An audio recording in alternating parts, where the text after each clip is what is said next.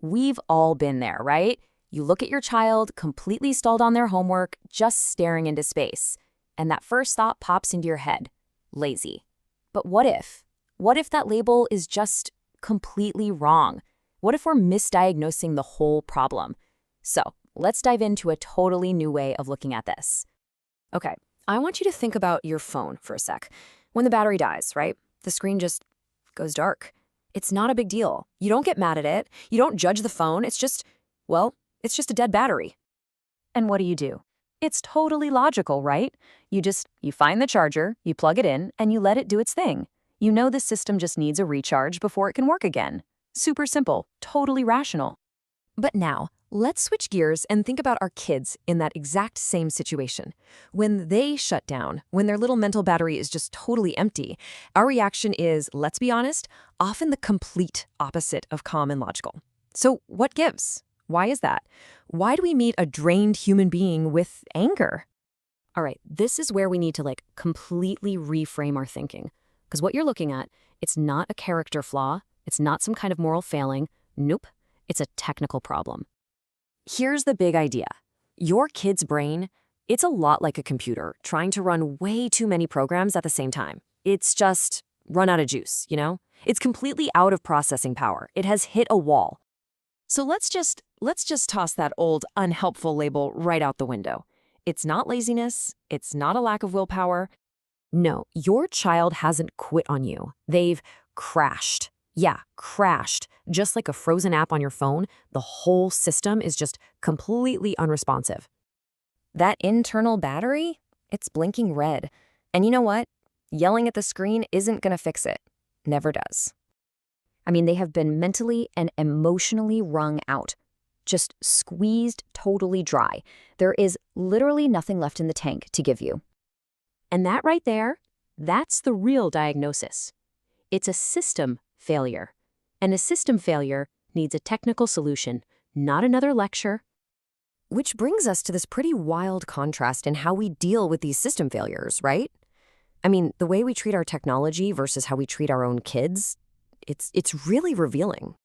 Just look at this, side by side. With our gadgets, a problem pops up and we get all logical. We hunt for the manual. We reboot the thing. We calmly plug it into charge. But when our child crashes, the whole strategy just flips on its head.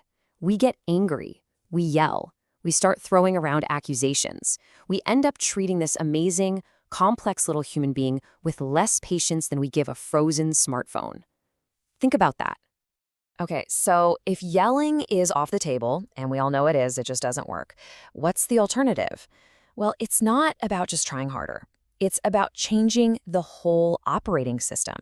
It's about teaching our kids how to actually manage their own energy and their own focus. See, the goal here isn't some temporary boost of inspiration or motivation. That's kind of like giving a dying battery a good shake. You know, it might flicker on for a second, but it's not going to last. The real idea here is to fundamentally reprogram their thinking, to install a brand new, much more efficient way of operating. And the how is actually pretty clear. It's not about cracking the whip. It's not about more motivation or pep talks that wear off in an hour. It's about giving them a system, a reliable internal system that actually works for them. Like, for instance, teaching them something called energy accounting, a super simple way to figure out if a task is a drainer or a charger. That way they can start managing their own mental battery. And all of this leads to the ultimate goal, right? We're not just looking for a quick fix here. We are aiming for a permanent upgrade. Think of it like a mental power plant, something that lets them recharge themselves on their own. And this is so important. That whole tech analogy, it's great for helping us understand the problem, but let's be real. A child is not a gadget. Their mind is infinitely more complex. There is no factory reset button you can just push. But, and this is the really empowering part, you can teach them how to think. You can't just reset the system, that's true. But you can give them the user manual. You can show them how to spot their own low battery warnings, how to manage their mental energy, and yeah, how to stop those future crashes before they even happen. So if this whole way of thinking makes sense to you, if it resonates, and you want to learn more about the actual systems you can put in place, the program we've been talking about in this explainer is available. Just check out the link in our profile. And that really leaves us with one last big question to think about. What if we stop trying to jumpstart our kids every single day? And instead, what if we taught them how to build their very own power plant? What would that look like? To charge their brain not just for tonight's homework, but forever.